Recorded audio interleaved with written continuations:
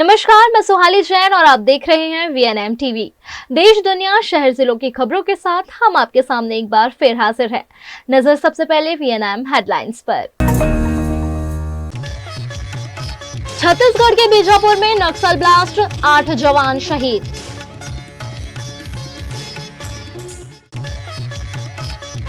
गुजरात में HMPV virus case दर्ज, 2 महीने के बच्चे को संक्रमण।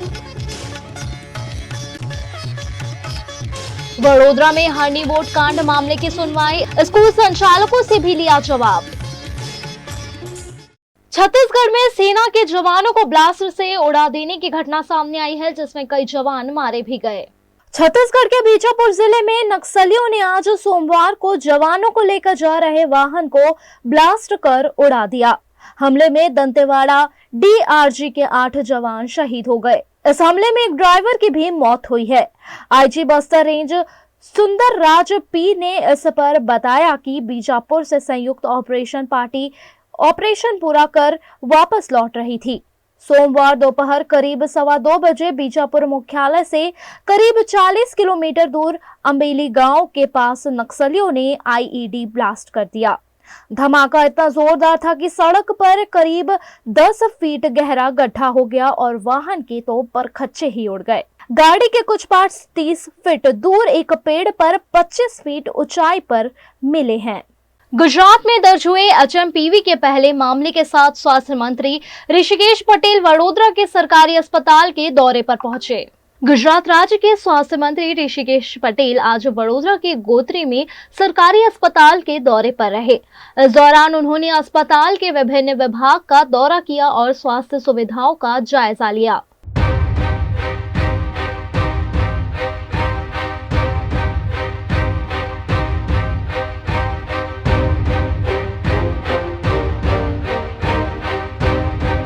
गुजरात के स्वास्थ्य मंत्री ऋषिकेश पटेल ने कई मुद्दों पर अपना बयान दिया, जिसमें एचएमपीवी वायरस को लेकर स्वास्थ्य मंत्री ने अपनी अज्ञानता जाहिर की।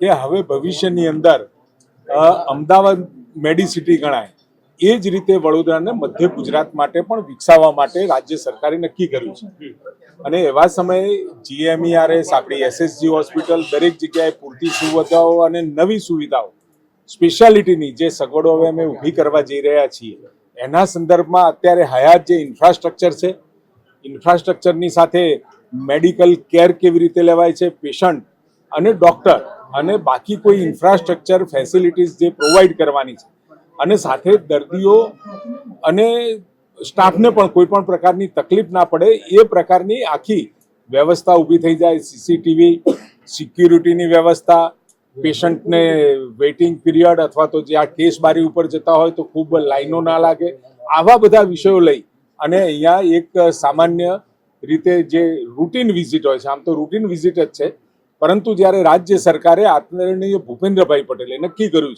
છે કે 4 ઝોનમાં રાજ્યના 4 ઝોનમાં એમાં પણ સૌરાષ્ટ્રની અંદર મધ્ય ગુજરાત અને ઉત્તર ગુજરાત અને દક્ષિણ ગુજરાત દરેક જગ્યાએ સ્પેશિયાલિટી સગવડો મળી રહે અને આવતા વર્ષોના પ્લાનિંગ સાથે દરેક વિસ્તારની અંદર કમસે કમ એક વ્યવસ્થાઓ એવી હોય કે જેથી કરી અમદાવાદ મેડિસિટી ઉપર જે ધસારો પેશન્ટનો ધસારો થાય છે ઓછો થાય અને એને લોકલી આ બધી સગવડ મળી રહે। આ એચએમપીવી જે વાયરસ છે એ 2001 થી આ વાયરસ નવો નથી, આ જૂનો જ વાયરસ છે, પરંતુ એ હમણાં જેમ ચાઇનામાં તમે અને મેં પણ જે રીતે ન્યૂઝમાં જોયું છે એ પ્રમાણે ત્યાં ફેલાવો વધારે છે। ખૂબ ડરવાની જરૂર નથી। આ જે કોવિડની અંદર જે પ્રકારના લક્ષણો હતા એનાથી પણ કદાચ હું એને માઇલ્ડ કહીશ, પરંતુ છતાંય આપણા કેન્દ્રીય એજન્સીઓ દ્વારા જે ગાઈડલાઈન આવે આપણે એને ફોલો કરીશું। હજુ સુધી ગુજરાતમાં એક પણ કેસ નોંધાયો નથી, પરંતુ તકેદારીના પગલા સ્વરૂપે આપણે હોસ્પિટલોની અંદર જે આરટીપીસીઆરની જે સગવડ હતી ત્યાં જ એનું ટેસ્ટિંગ થાય એની વ્યવસ્થાઓ આપણે ઊભી કરીએ છીએ। पाटीदार आंदोलन पर पाटीदार अग्रणी करशन पटेल द्वारा लगाए गए आरोप पर भी स्वास्थ्य मंत्री ऋषिकेश पटेल ने अपनी प्रतिक्रिया दी। વ્યક્તિગત પોતપોતાના અભિપ્રાયો હોઈ શકે, પરંતુ કોઈ પણ વાતને લઈને જે ભૂતકાળ હતો અને એ ભૂતકાળને ખોદવાનો કોઈ અર્થ નથી અને કરશનભાઈએ એમનું અંગત મંતવ્ય હોઈ શકે, પરંતુ એ પ્રકારે મને નથી લાગતું કે એવો કોઈ વિષય છે. સમાજનો આક્રોશ હતો, લાગણીઓને ખોટી રીતે એટલે કે એક પ્રકારનો પરસેપ્શન ઊભો કરવાની કોશિશ સમાજમાં થઈ અને એ પરસેપ્શન ઊભો થયા પછી આદરણીય નરેન્દ્રભાઈએ આખા દેશમાં 10% જે અનામત આર્થિક ધોરણે જે આપી અને એના કારણે સમાજ પણ સંતુષ્ટ છે અને આખા દેશની અંદર જે લોકોને લાગતું હતું કે ક્યાંક અમને અન્યાય થાય છે એ પણ કામ પૂરું કર્યું છે. પરંતુ આ જે આખું આંદોલન હતું એ આંદોલન ક્યાંક લાગણીઓ અને જે એક પરસેપ્શન ઊભો કર્યો એના કારણે થયું. बच्चों में मोबाइल का दूषण रोकने के लिए मुख्यमंत्री द्वारा आदेश दिए जाने की बात भी स्वास्थ्य मंत्री ने कही है. સામાજિક દૂષણ મોબાઈલ, નાના બાળકો પણ અત્યારે નાનું બાળક લગભગ હજુ બાલ મંદિરમાં પણ ન ગયું હોય એના હાથમાં મોબાઈલ આપણા કરતાં પણ વધુ ઝડપથી એને વાપરતું થઈ ગયું છે. એવા સમયે એના જે બીજા જે દૂરોગામી અસરો છે આ બાળકો મોબાઈલ વાપરે એના માટે રાજ્ય સરકાર આદરણીય ભૂપેન્દ્રભાઈના ધ્યાને પણ આ વાત આવી છે. એટલે ચોક્કસ રાજ્ય કક્ષાએ કેવી રીતે આને વર્કઆઉટ કરવું એ હવે સીએમ સાહેબની સૂચના મળેથી ચોક્કસ આ સામાજિક દૂષણને રોકવા માટે પહેલા તો કુટુંબ તૈયાર થાય, સમાજ તૈયાર થાય. કોઈ પણ કાયદો બન્યો તો એ કાયદા માટે સામાજિક દૂષણ જ્યાં જ્યાં હોય ત્યાં સમાજે તૈયાર થવું પડે, કુટુંબે તૈયાર થવું પડે અને વ્યક્તિએ પણ तैयार થવું પડે. गुजरात के वडोदरा के हनी बोट कांड मामले आज स्कूल संचालकों को कलेक्टर कार्यालय में तलब किया गया. 2024 के जनवरी महीने में हनी में बोट डूबने से 12 बच्चों और 2 शिक्षकों की मौत हो गई थी. इस मामले में मृतक के परिजनों को मुआवजा देने के लिए हाई कोर्ट में केस चलाया जा रहा है. इस मामले वडोदरा कलेक्टर कार्यालय में मामले से जुड़े लोगों की हियरिंग रखी गई, जिसमें पीड़ित अभिभावकों के साथ बाघोड़िया रोड की सनशाइन स्कूल के संचालकों को भी जवाब देने के लिए बुलाया गया और उनसे उनकी जवाबदेही पर सवाल पूछे गए. लेकिन जब मीडिया ने स्कूल संचालक ऋषि वाडिया से सवाल पूछने चाहे तो वह लोग मीडिया के सवालों से भागते हुए नजर आए. આજે જે અમને બોલાવવામાં આવ્યા એમાં હાઈકોર્ટને અમને નથી બોલાયા. આ લોકોએ બોલાયા અમારો ખાલી પક્ષ મૂકવાનો તો અમે મૂકી દીધો છે. તમે વળતર ચૂકવશો એ લોકોને? સર એમાં હાઈકોર્ટ પર આવશે બધું. इस मामले पीड़ित अभिभावकों ने फिर एक बार स्कूल की भूमिका पर सवाल उठाए हैं और उन पर ठोस कार्रवाई की मांग की है. स्कूल ऐसा बोल रही है कि हमारा कोई गुनाह ही नहीं है. हमारा तो हमने ना हंडी लीग जोन को हम बच्चे दे दिए थे तो सब गलती उन लोगों की थी, हमारी तो थी नहीं. उन लोगों ने हाथ ऊंचे कर दिए, खड़े कर दिए. अब ऐसा बोल रहे हैं, कोर्ट भी ऐसा बोल रही है कि बस उन लोगों को तो बस खाली जो पनिशमेंट मिलनी चाहिए तो पनिशमेंट में उन लोगों को खाली दंड ही भरना पड़ेगा. तो क्या दंड भरने से हमारी बच्चों की आत्मा को शांति मिल जाएगी? उन लोगों पर एक्शन होगी, उन लोगों को जो सजा मिलेगी तो ही हमारे बच्चों की आत्मा को शांति मिलेगी ना. बस खाली दंड भरने से तो वो तो क्या है, 50,000 तो उन लोगों के लिए तो 5 रुपये जैसी रकम होगी तो वो इजीली भर देंगे. સુનાવણીમાં તો સ્કૂલ વાળાને બોલાવ્યો હતો આજે, પણ સ્કૂલ વાળાને તો હદ અદ્ધર કરી લીધા કે हमारी कोई गलती नहीं है, सब गलती कोटिया वाले के. तो हमारे एज कहना है सरकार को, हाई कोर्ट को, जो हमारी सुन सके. तो सबको दिख रहा है कि स्कूल की बहुत बड़ी बेदरकारी थी ने. बोट में तो अनलिमिटेड बिठा दिए, पर यहाँ से स्कूल से ही 50 की सीट में 9 जन बिठा के लेके गए. फिर फीमेल के साथ में सब बच्चों को भेजा वहाँ. फिर उनको वो लोगों ने कुछ सहायता भी नहीं दी, कुछ भी नहीं, कुछ देखा नहीं कि अपने तुम कहते ले ना कि हमारे बच्चे तो तुम्हारे बच्चों को तुम कहाँ ले गए, वहाँ कैसी सेफ्टी है, वो कुछ देखा नहीं उन्होंने. क्योंकि उनके बच्चे नहीं थे, वो हमारे बच्चे थे, हमारा गया है, उनको कुछ फायदा, कुछ फर्क नहीं पड़ता है. हनी के पीड़ितों की ओर से केस लड़ रहे वकील हितेश गुप्ता ने इस मामले हाईकोर्ट में उचित निर्णय लिए जाने की मांग की है. गुजरात हाईकोर्ट की तरफ से जो आदेश आया है, जिसमें माननीय गुजरात हाईकोर्ट ने एक इंक्वायरी का आदेश किया था कि इस केस में जो ये 12 परिवार है जो जिनकी डेथ हो गई है, जो 12 बच्चे और 2 शिक्षिका जिनकी डेथ हुई है, इनके अलावा भी अगर कोई जो बच गए हैं, जो इस बोट में सवार थे, जो वो भी इस केस के विक्टिम्स कहे जाएंगे, तो इन सभी विक्टिम्स को क्या कॉम्पनसेशन दे सकते हैं उसका एक निर्णय करने से पहले, नामदार गुजरात हाईकोर्ट ये निर्णय करने से पहले एक तारण पे नहीं आकर एक इंक्वायरी का आदेश किया।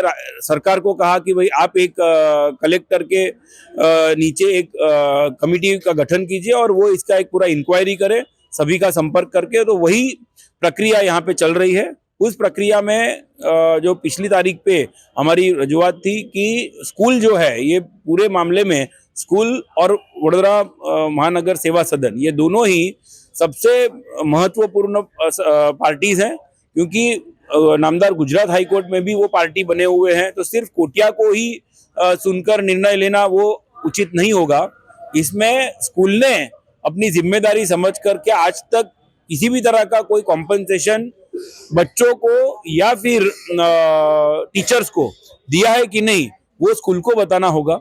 लेकिन आज जब स्कूल के सत्ताधीश यहाँ पे आए तो सनराइज स्कूल के सत्ताधीश खुद की जो जवाबदारी थी उससे भागते हुए नजर आए हैं, क्योंकि उन्होंने यहाँ पे इंक्वायरी में स्पष्ट कर दिया है कि हमारी किसी भी तरह की कोई लायबिलिटी नहीं बनती है। ना ही गुजरात हाईकोर्ट ने हम कोई ऐसा आदेश किया है कि जिसमें हमें सुनने की आवश्यकता हो। एचएमपीवी वायरस की गुजरात में एंट्री पर स्वास्थ्य मंत्री ऋषिकेश पटेल ने वडोदरा में पत्रकार परिषद संबोधित करते हुए जानकारी दी। चीन में दहशत मचा रहे एचएमपीवी वायरस के 3 मामले भारत में भी दर्ज हुए हैं, जिनमें से एक केस आज गुजरात में दर्ज किया गया। अहमदाबाद में 2 महीने का बच्चा एचएमपीवी से संक्रमित पाया गया, जो मूलतः राजस्थान के डूंगरपुर का निवासी है, लेकिन परिवार कामकाज के लिए अरवली के मोडासा में रहता है। इस मामले वडोदरा आए स्वास्थ्य मंत्री ने वायरस से होने वाले दिक्कतों के बारे में जानकारी देते हुए कहा कि गाइडलाइन की घोषणा जल्द ही केंद्र सरकार द्वारा की जाएगी। सुबह में जब आपने ये प्रश्न पूछा तब मैंने बताया था कि मेरे पास तथ्य अभी नहीं आए हैं, लेकिन उसके बाद मैंने इंक्वायरी की तो एक 2 मास का बच्चा जो डूंगरपुर राजस्थान से आया था सारवार के लिए, उसमें ये डिटेक्ट हुआ है और उसको सारवार के अर्थे अहमदाबाद भेजा गया है। कोविड के टाइम पे भी जो डूज एंड डोंट्स जो दिए गए थे उस हिसाब से ये संक्रमण जो फैलता है तो वो ऐसे छींकने से या हवा से, फिर बहुत सारे हाथ धोना है, किसी के संपर्क में जिसको भी हुआ है तो उससे नहीं आना है, वगैरह वगैरह जो भी है वो हमें उसका पालन करना है। एसओपीज और जो गाइडलाइन है क्या क्या करना है क्या क्या नहीं करना है, वो राज्य सरकार की ओर से ये एसओपी भी जारी होगी, शायद आज ही हो जाएगी। इसमें कोई पैनिक होने की अभी ज़रूरत नहीं लगती है, क्योंकि यहाँ से अपने जो केंद्रीय संस्था है उसकी तरफ से अभी कोई एडवाइजरी जारी नहीं की है, लेकिन उस पर सावचेती बरतने की वो वहाँ से सूचना दी गई है। इस हिसाब से राज्य सरकार भी सभी तरह की सावधानियाँ बरत रही है और अपने गुजरात में तो जितने अवेलेबल बेड है वो भी मोर देन इनफ है। वेंटिलेटर, बेड, ऑक्सीजन व्यवस्था, ये सब व्यवस्था है ही, लेकिन ऐसी कुछ भी जरूरत नहीं पड़ेगी और पैनिक होने की भी जरूरत नहीं। इसमें अभी कोई एडवाइजरी या उसके बारे में कुछ केंद्र सरकार की ओर से बताया नहीं गया है, लेकिन फिर भी सावधानी बरतने की हिदायत तो केंद्र सरकार और अपनी जो संस्था है उसने दी है।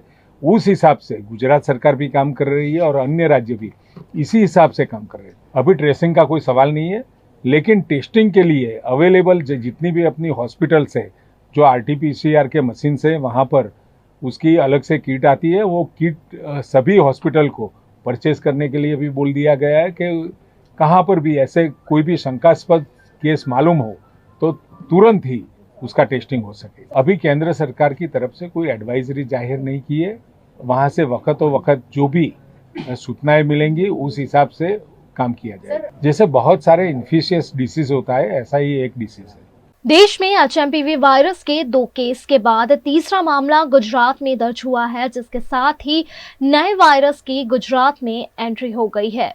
गुजरात के अहमदाबाद के चांदखेड़ा में HMPV वायरस का पहला मामला दर्ज हुआ है। 2 महीने के छोटे से बच्चे को बीमारी के चलते ऑरेंज चिल्ड्रन हॉस्पिटल में एडमिट किया गया था, जहां एक बच्चे को HMPV वायरस का संक्रमण होने की खबर सामने आई है। यह बच्चा अरवली के मोडासा का निवासी है और बच्चे की उम्र 2 महीने बताई जा रही है। अरवली जिले के बच्चे को अहमदाबाद के निजी अस्पताल में इलाज दिया जा रहा है। बच्चे को सर्दी और खांसी के लक्षण पाए जाने पर अहमदाबाद लाया गया था और उसका HMPV रिपोर्ट पॉजिटिव आया है, लेकिन इलाज के बाद बच्चे की तबीयत अच्छी होने पर उसे अस्पताल से छुट्टी दे दी गई है। प्राप्त जानकारी के अनुसार इस बच्चे को 26 दिसंबर को अस्पताल में एडमिट किया गया था। એને શરદી ખાંસીની તકલીફ વધતા આપણે લાવવું પડ્યું હતું અને વેન્ટિલેટરની જરૂર બધી પડી. ટ્રીટમેન્ટ કર્યા પછી બાળક હવે એકદમ સ્વસ્થ છે. જ્યારે બાળક એટિપિકલ પ્રેઝન્ટેશન અમે કહીએ કે બહુ શરદી ખાંસી સાથે તાવ સાથે બ્રેથલેસનેસ હોય અને બાળકને ઓક્સિજન મેન્ટેન ના કરતું હોય અને વેન્ટિલેટર પર લેવું પડે ત્યારે અમે સસ્પેક્ટ કરતા હોય કે કોઈ એટિપિકલ વાયરસીસ, ઇન્ફ્લુએન્ઝા, કોરોના એવા અલગ અલગ વાયરસીસમાંથી કોઈ વાયરસ નથી બાળકને ઇન્ફેક્ટ કરી રહ્યો ને એ અમે નોર્મલી જોતા હોઈએ. એ મેટાનિમો વાયરસ જે પ્રમાણે બાળકનું આ બાળકની ટ્રાવેલ હિસ્ટ્રી નથી અને ઓલરેડી બાળક જન્મ પર વેન્ટિલેટર પર રહ્યું હતું, સલ્ફેટ નામનું ઇન્જેક્શન આપ્યું હતું અને ઓક્સિજન લાંબો ટાઈમ જરૂર પડી હતી. તે જોતા બાળકને સાદો મેટાનિમો વાયરસ જે અમે રૂટીનલી આઈસીયુમાં જોતા હોઈએ એ વાળો ઇન્ફેક્શનનું જ વધારે લાગે છે. બાકી બીજું કોઈ ચિંતા કરવાની જરૂર નથી. બાળક હવે ડિસ્ચાર્જને લાયક થઈ ગયું છે અને બાળક ડિસ્ચાર્જ જઈ રહ્યું છે. હા, એમની જોડે મેં એ માહિતીને આદાન પ્રદાન કર્યું. બાળકને શું સિમ્ટમ હતા, આ વાયરસના પહેલા સાથે હોવાના કેટલી શક્યતાઓ છે, જે મેં જણાવ્યું એ કોઈ શક્યતાઓ નહીવત છે. ચાઇનાથી બાળકને કોઈ ટ્રાવેલ હિસ્ટ્રી કે ફેમિલી હિસ્ટ્રી કશું જ નથી. એટલે આ સાદો મેટાનિમો વાયરસ છે જે ઓલરેડી અમે આઈસીયુ સ્પેશિયાલિસ્ટ તરીકે વર્ષોથી જોતા આવતા હતા અને એના લીધે જ બાળકને આટલું નિમોનિયા, માઇલ્ડ વેન્ટિલેટરની જરૂર પડી અને પછી બાળકને રિકવરી બી ફરજ મળી ગઈ છે. अब वक्त है छोटे से ब्रेक का, तब तक बने रहें हमारे साथ क्योंकि ब्रेक के बाद भी खबरों का सिलसिला जारी रहेगा। Himanshu Sales Corporation, your trusted destination for top quality consumer electronics since 1994. TV showroom से शुरुआत करने के बाद अब गुजरात के अलग अलग शहरों में हिमांशु सेल्स के electronic super stores, TV, washing machine, fridge, water purifier, vacuum cleaner, water cooler, mixer, OTG और वाटर हीटर, डिफरेंट और अपडेटेड टेक्नोलॉजी के इलेक्ट्रॉनिक अप्लायंसेस हिमांशु सेल्स में अवेलेबल। इस दिवाली अपने घर को नए इलेक्ट्रॉनिक अप्लायंसेस से सजाने विजिट करें Himanshu sales corporation. Himanshu sales corporation, G2 silver plaza, old Padra road, Vadodara, Gujarat.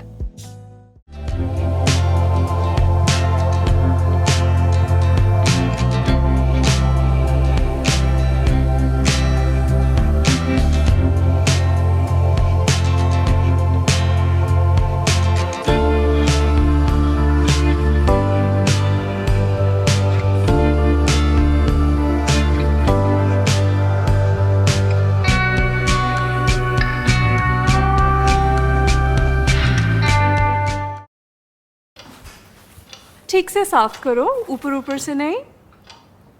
VLDC मतलब बोरिंग लुकिंग, इसको साफ करके क्या फायदा? इतनी बेइज्जती। Switch to RR signature designer BLDC fans, जो बोरिंग लुकिंग नहीं, वेरी स्टाइलिश लुकिंग है। RR सिग्नेचर फैंस, आपके काम की बात। Every new year we take a new year resolution. New year resolution का मतलब होता है upgrading your life, which means upgrading your lifestyle and upgrading your living space. And that is why the best choice is Trilogy by Courtyard.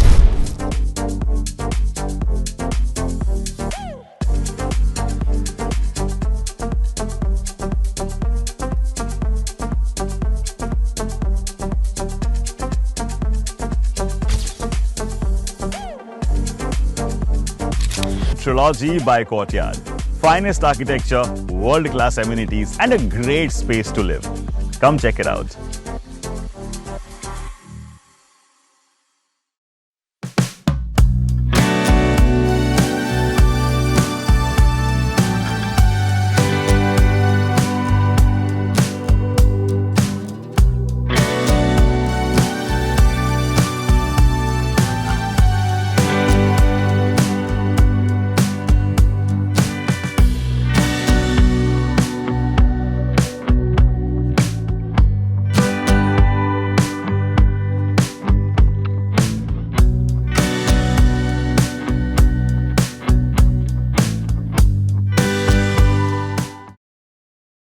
Gujarat के वडोदरा में स्वास्थ्य मंत्री ऋषिकेश पटेल के आगमन से पहले गोत्री अस्पताल में मरीज के परिजनों ने यहां की असुविधाओं को उजागर किया।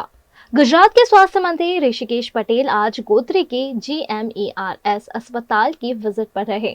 इससे पहले यहां भर्ती मरीज के परिजनों ने कई बातें बताते हुए अस्पताल प्रबंधन की पोल खोली, जिसमें गोत्री अस्पताल की असुविधाओं को उजागर किया।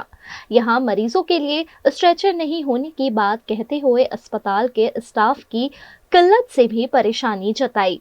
पेशेंट ने આવ્યા સવારે અમારા ઘરે માણસ કામ કરે છે, એ પોતું મારતા હતા, સ્લીપ ખાઈ ગયો પોતું મારતા, બરાબર શું એ છે ને તો સ્લીપ ખાઈ ગયો, તમને અહીંયા વાગ્યો, તમે અહીંયા લઈને આયા, ગાડી લઈને આયા ઉતાર તો કે અમારા પાસે માણસ હતી સ્ટેશન પર, તમે જાતે લઈ જાઓ, અમે કોઈ જવાબદાર ના લઈ લો, માણસો નથી અહીંયા આગળ નથી, સ્ટાફ નથી, એ લોકો પોતે જ કહે છે કે સ્ટાફ નથી, તમે કમ્પ્લેન કરો।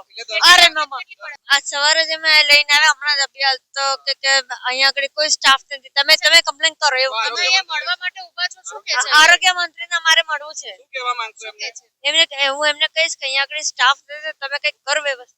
मरीज के परिजन की आपत्ति के बाद पीड़ित परिवार मंत्री से ना मिल सके, इसलिए उन्हें दूर हटा दिया गया।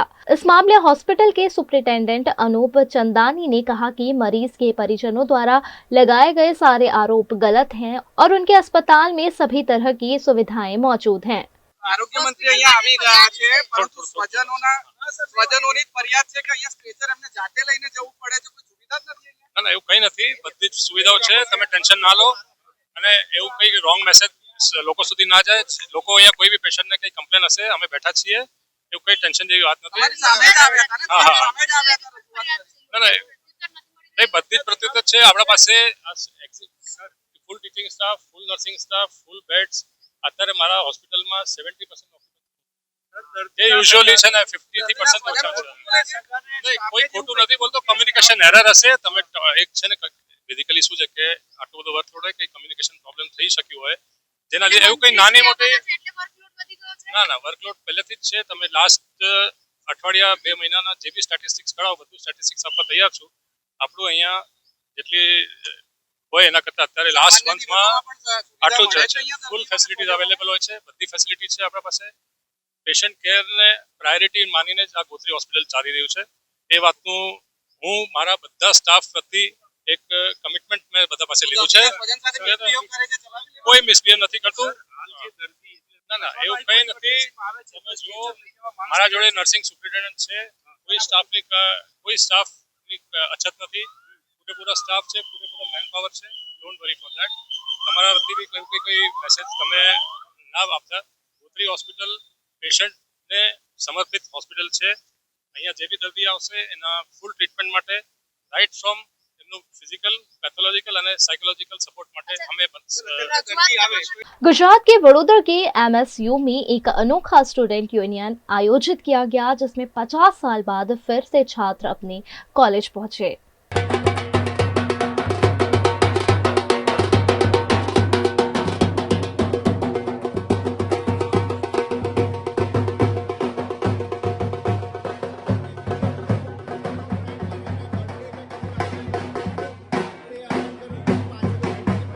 वडोदरा के MS यूनिवर्सिटी की कॉमर्स फैकल्टी के जनरल एजुकेशन बिल्डिंग में 50 साल पहले पढ़ाई करने वाले 1975 बैच के छात्रों ने 50 साल बाद फिर एक बार यूनिट बिल्डिंग पर एकत्रित होकर अपनी यादों को ताज़ा किया। करीब 150 जितने छात्रों ने रीयूनियन में हिस्सा लेते हुए पुरानी यादों को फिर एक बार जीवंत किया।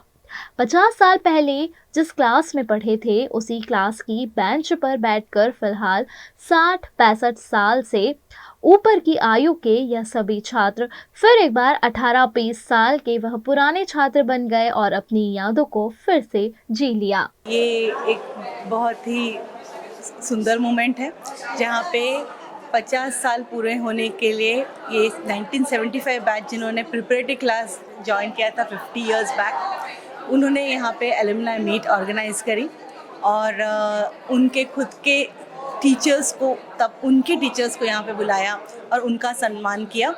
और वो अब हमारी फैकल्टी के स्टूडेंट्स के लिए भी कुछ करना चाहते हैं। एक लीगल अफेयर्स डिपार्टमेंट खोलना चाहते हैं जिसमें वो उनको एडवाइस देंगे, कोई भी लीगल इश्यूज़ के लिए, जॉब्स के लिए मदद करेंगे, इंटर्नशिप्स के लिए मदद करेंगे। और हम चाहते हैं कि ये एसोसिएशन काफ़ी लंबा चले और हमारे जितने ज़्यादा एलुमनाई हमसे जुड़े और हमारी फैकल्टी को के साथ जुड़े हमारे स्टूडेंट्स को गाइड करें, हमारे लिए बहुत अच्छा है। इस मौके पर छात्रों के साथ साथ हाल के डीन जेके पंड्या और पूर्व डीन केतन उपाध्याय समेत के प्रोफेसर भी उपस्थित रहे। इस रीयूनियन में छात्रों ने सर प्रबोध पाध्य, सर श्रीकांत देशपांडे समेत के शिक्षकों को भी खास आमंत्रित किया। इस मौके पर विभिन्न गतिविधियों के साथ साथ उस वक्त सेवा में रहे पियून को भी सम्मानित किया गया। पूर्व छात्रों ने चर्चा के दौरान हाल के छात्रों को नौकरी के लिए सहायता, विदेश पढ़ाई के लिए मार्गदर्शन, सुरक्षा मामलों में कानूनी सहायता समेत के निर्णय लिए। इसके अलावा सभी पूर्व छात्रों ने एक दूसरे के साथ तस्वीरें भी खींची, डांस भी किया। इस रीयूनियन के लिए पूर्व छात्रों ने यूनिट बिल्डिंग का बेहतरीन डेकोरेशन भी किया था, जिसके चलते पूरा माहौल खुशी से भर गया। ये वाली जो बैच है 1975 से 1979 वाली, आज इन्होंने अपना रीयूनियन का कार्यक्रम यहाँ पे रखा है। इससे पहले 2021 में भी इन्होंने रीयूनियन अरेंज किया था अपने लिए, बट ये इनका गोल्डन जुबली सेलिब्रेशन और इन लोग का एंथुजियाज्म, एनर्जी वगैरह सब देख के मुझे बहुत अच्छा लगा। हम लोगों ने सिर्फ बिल्डिंग इनको प्रोवाइड किया है और थोड़ा सपोर्ट सिस्टम दिया है, बाकी सारा अरेंजमेंट सब कुछ इन्होंने किया। इनकी एनर्जी, एंथुजियाज्म, इनका सेलिब्रेशन देख के बहुत ही अच्छा लगा और I wish them all the best. इस कार्यक्रम का आशय फिर एक बार कॉलेज के उन दिनों को जी लेने का रहा जिसे वरिष्ठ नागरिक बन चुके पूर्व छात्रों ने खुशी खुशी सेलिब्रेट किया। फैकल्टी ऑफ कॉमर्स के भूतपूर्व विद्यार्थी जो 1975 की बैच के हैं, करीबन 150 भाइयों बहनों इकट्ठे हुए हैं। इससे पहले भी 2021 में इन्होंने एक प्रोग्राम ऐसा ही किया था। बहुत अच्छा प्रोग्राम करते हैं क्योंकि ऐसे जो एल्यूमिनाई होते हैं वो यूनिवर्सिटी में फिर से आके अपना योगदान देते हैं। योगदान काइंड या तो कैश में ऐसा नहीं होता है। अभी अभी इन्होंने घोषणा की है कि security services, legal services, accounting services, job opportunities, उसमें भी हमारे साथ मिलके वो कुछ योजना बना रहे हैं। तो बहुत अच्छा है कि 1975 के बच्चे आज, उनकी तो उम्र भी बहुत बड़ी हो गई है, लेकिन उन्होंने पास्ट टीचर्स को याद किया है, उनका बहुमान किया है, उनका फेलिसिटेशन किया है। नॉट ओनली दैट, हमारे जो सपोर्ट स्टाफ मींस जो पियून स्टाफ थे, वैसे भी 5 पियून जो हमारे भूतपूर्व पियून थे उनको बुला के भी उनका बहुमान किया है। सो ऑल इन ऑल इस तरह की जो एक्टिविटी होती है उनको हम फैकल्टी ऑफ कॉमर्स में डॉक्यूमेंट करते हैं और हम जो अपना नैक एक्रेडिटेशन होता है उसमें हम डॉक्यूमेंट की वजह से रखेंगे, जिससे भविष्य में यूनिवर्सिटी को इसका फायदा मिलेगा।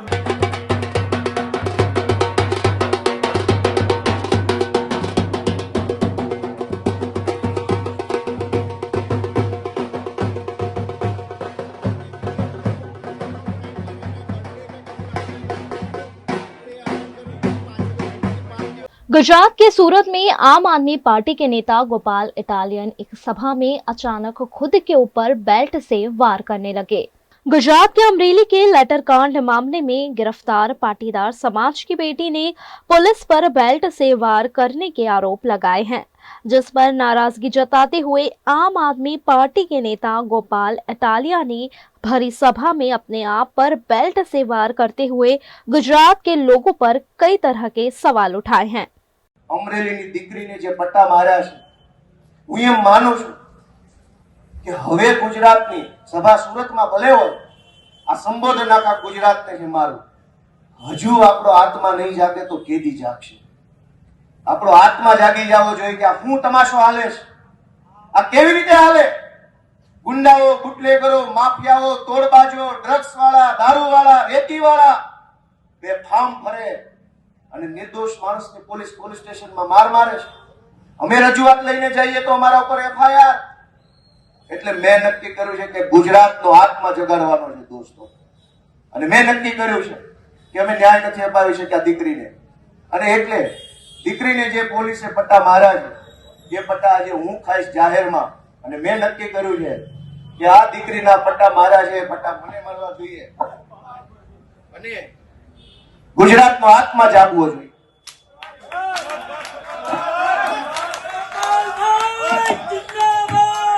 ગુજરાતનો આત્મા જાગવો જોઈએ. હવે ગુજરાતનો આત્મા જાગવો જોઈએ. મૂકી દો, આત્મા જાગવો જોઈએ ગુજરાત આખાનો. દીકરીને પટ્ટા કેવી રીતે પોલીસ મારે, મૂકી દો. ગુજરાતનો દોસ્તો આત્મા જાગવો જોઈએ. આત્માની અંદર લાગવું જોઈએ. દીકરીને પોલીસ કેવી રીતે પટ્ટા મારી શકે દોસ્તો?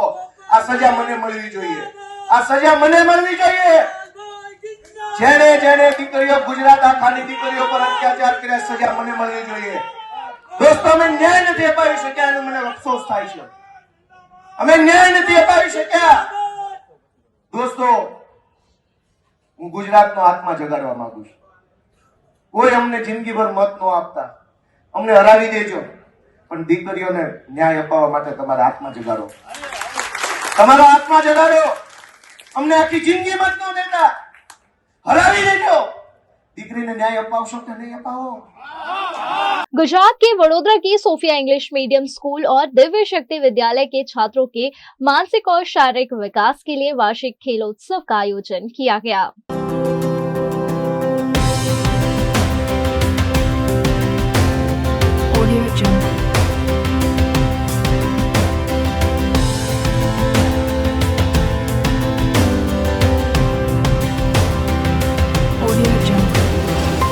गुजरात के वडोदरा की Sophia Shanti Niketan English medium school और दिव्य शक्ति विद्यालय का वार्षिक समारोह आयोजित किया गया, जिसमें छात्रों ने विभिन्न गतिविधियों में शिरकत करते हुए बेहतरीन परफॉर्मेंस दिया। वार्षिक खेल उत्सव के मौके पर छात्रों के लिए विभिन्न खेल गतिविधियों का आयोजन किया गया, जिसमें छात्रों ने अपना हुनर दिखाया। इस मौके पर विभिन्न सांस्कृतिक कार्यक्रम भी प्रस्तुत किए गए।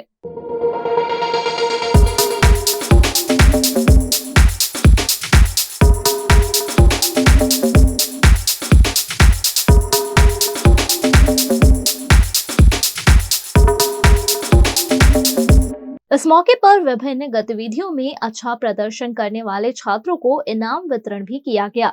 स्कूली छात्रों का सर्वांगीण विकास हो, इस आशय से स्कूल में हर साल विभिन्न आयोजन किए जाते हैं। इसी के तहत यह वार्षिक खेल उत्सव आयोजित किया गया।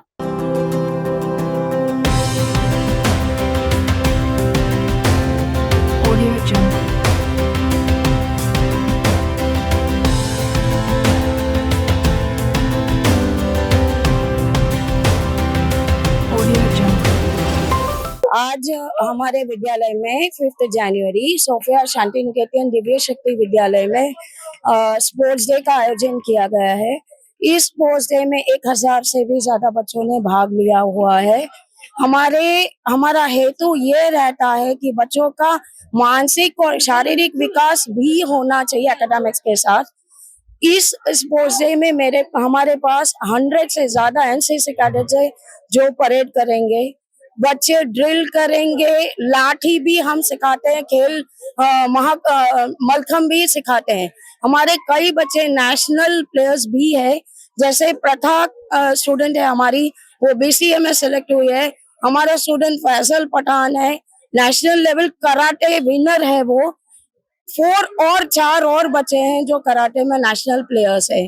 तो हम ये चाहते कि बच्चे हमारे नेशनल इंटरनेशनल लेवल पे खेल में आगे निकले। खेल महाकुंभ में भी काफी सारे हमने मेडल जीते हुए हैं, तो हमें बहुत फक्र है हमारे बच्चों पे, और इसी तरह हर साल ये करते रहेंगे। અમે શાંતિનિકેતન વિદ્યાલય 1972 થી ચલાવીએ છીએ। આજે 55 વર્ષથી અમારી આ સ્કૂલ ચાલુ છે અને બાળકોમાં રહેલી અંદરની જે શક્તિ બહાર લાવવાનો અમે પ્રયત્ન કરીએ છીએ। જે રૂપે અમે આ પ્રોગ્રામ શરૂ કર્યો છે, જેની અંદર રમતો આવે, સાંસ્કૃતિક કાર્યક્રમ અને બધી જ વસ્તુ આવે અને બાળકો કેમ કરીને આગળ આવે એનો પ્રયત્ન કર્યો। છેલ્લા 5 વર્ષથી અમારા NCC કેડેટ છે અને અમને ગુજરાત સરકારે 2 યુનિટ આપ્યા છે, જેના લીધે અને આજની તારીખમાં 3 છોકરાઓને અમે નેશનલ લેવલે મોકલી શક્યા છે. એટલે ક્રિકેટની અંદર બી અમે મહિલા ક્રિકેટની અંદર સૌથી આગળ અમારી છોકરી છે, મેન ઓફ ધ મેચમાં એનું નામ છે અને એ બી છોકરી આગળ જાય એવી છે. તો ભવિષ્યમાં અમારી સ્કૂલના ઘણા બધા છોકરાઓ નેશનલ લેવલે જાય એવી અમને आशा है. एना માટે અમે આ કાર્યક્રम કરી રહ્યા છીએ.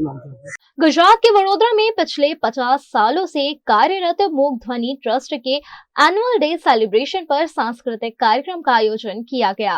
गुजरात के वडोदरा के कारेली बाग में स्थित मूक ध्वनि ट्रस्ट की 50 वर्ष पूरे होने पर गोल्डन जुबली सेलिब्रेट की गई. मूक ध्वनि संस्था के 50 वर्ष पूरे होने पर विशेष सांस्कृतिक कार्यक्रम का आयोजन भी किया गया, जिसमें मिजोरम का famous bamboo dance, Malhari dance, fashion show, देशभक्ति गीत समेत के डांस प्रस्तुत किए गए. कार्यक्रम में विशेष बच्चों ने नाटक इत्यादि की भी प्रस्तुति दी.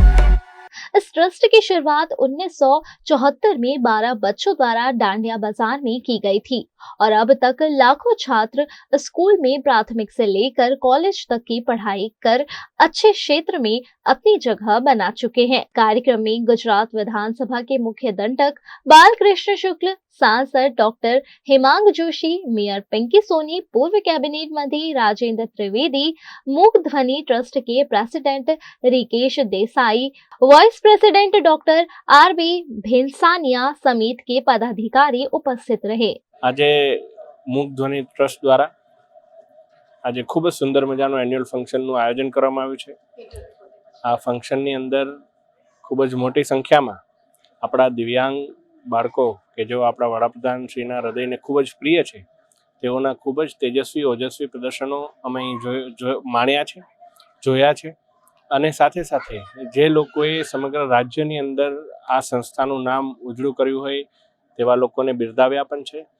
આ કાર્યક્રમની અંદર જે કોરિયોગ્રાફર હોય, જેમનો સહયોગ હોય, જે શ્રેષ્ઠ શિક્ષકો હોય એમને પણ બિરદાવ્યા છે અને જે લોકોએ સારું યોગદાન આપ્યું હોય એવી સંસ્થાઓ, NGO એમના આગેવાનોને પણ આજે સરાહવાનો મોકો મળ્યો છે.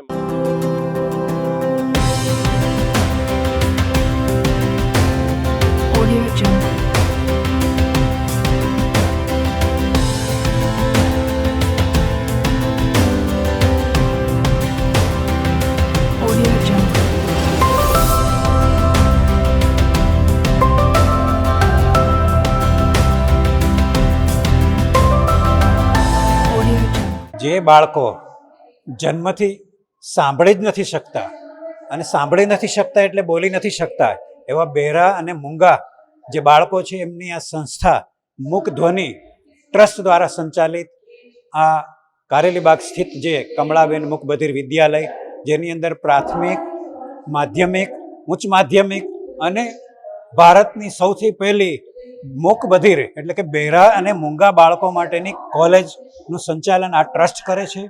ટ્રસ્ટના ઉપપ્રમુખ તરીકે હું આ સમાજના તમામ જે દાતાઓ છે કે જે તમામ ઇન્ડસ્ટ્રી છે, ખાસ કરીને L&T, શેફલર અને બીજા ઘણા બધા જે લોકો છે એમણે આની અંદર CSRના ભાગરૂપે જે આપેલું છે એને લીધે આજે 300 કરતાં પણ વધારે બાળકો આની અંદર સક્ષમ અને એમની પોતાની છુપાયેલી જે કલા છે એને બહાર લાવે છે. આ બાળકો સાંભળી નથી શકતા, બોલી નથી શકતા, પણ છતાંય એ સંવેદનાથી સભર છે. એમની સંવેદનાઓને, એમની ક્રિએટિવિટીને કે એમની જે સજાગતા છે એમને બહાર લાવવા માટે સમાજના મદદ કરેલ તમામ દાતાઓનો આ ટ્રસ્ટ મૂક ધ્વનિ ટ્રસ્ટ એમનો આભાર માને છે. आज 50 साल की उत्सव के निमित्त सारे बच्चों को और पेरेंट्स को जो डोनर हैं यहाँ इंस्टीट्यूशन के ट्रस्टीज मंडल और बाकी सब गेस्ट को यहाँ कॉलेज पे बुलाया. एनुअल फंक्शन का कार्यक्रम हुआ है और जो भी बच्चे अच्छा काम करते हैं, अच्छा उन्होंने लाइफ में कुछ अचीव किया है, जो यहाँ के पास स्टूडेंट्स है वो सबको यहाँ पे बुला के उसको सम्मानित किया हुआ है. अब वक्त है छोटे से ब्रेक का, तब तक बने रहें हमारे साथ क्योंकि ब्रेक के बाद भी खबरों का सिलसिला जारी रहेगा। Studying abroad is no more a dream, just a decision with Kanan International. Let's grow globally. Study in Canada. Choose from more than 95 colleges and universities. Study in USA. Choose from more than 250 universities. We provide expert coaching in IELTS and special batches for spoken English. Want to prepare IELTS or practice online? Visit www.kananprep.com. One-stop solution under one roof for studying abroad. Coaching, admission, visa and resettlement. Kanan International at Trident Complex, Risco Circle. Branch offices at VIP Road and Manjalpur. Call toll-free number 1800-233-6699.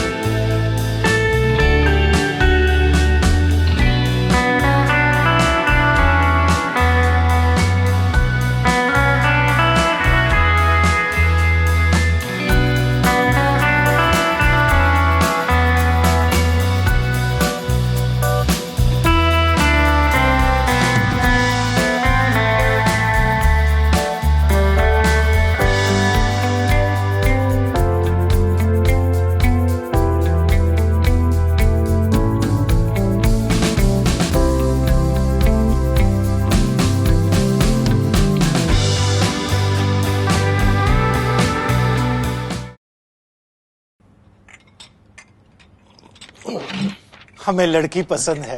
कुंडली भी मिलती है भैया। काफी hot है। कोने कोने में हवा नहीं पहुंच रही। Switch to RR Signature Broadway fans with curved plates जो हवा पहुंचाए कोने कोने में। Feeling like a wow. RR Signature fans, आपके काम की बात। Welcome to Courtyard Palladium. 3 BHK large size apartments જ્યાં તમને મળશે એક grand living room with an amazing view. સાથે એક comfortable dining area, a perfect kitchen for your perfect family. Now 3 bedrooms નો પહેલો bedroom with an amazing balcony view. સાથે the second bedroom which is very comfortable, very cozy and has ample of sunlight. And now for the third and the master bedroom of this house. This is so amazing. So grand and so beautiful. Best વાત આ apartments ની એ છે કે અહીંયા તમને મળે છે walk through balcony. So now I'll see you in the living room. Let's go. This is amazing, right? Courtyard Palladium, 3 BHK large apartments near Earth Infinity in Bhaili. Don't forget to visit.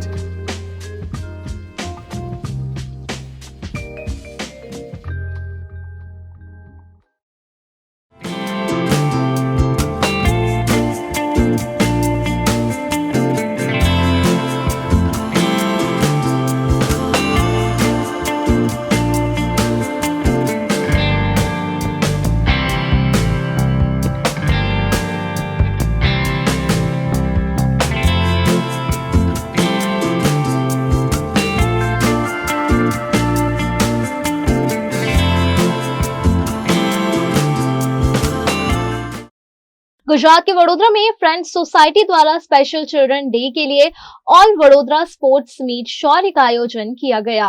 Vadodara के Akota stadium में friends society द्वारा विशेष बच्चों के लिए खेल गतिविधियों का आयोजन किया गया। शौर्य नामक इस स्पोर्ट्स मीट में डिसेबल्ड बच्चों ने उत्साह के साथ हिस्सा लिया।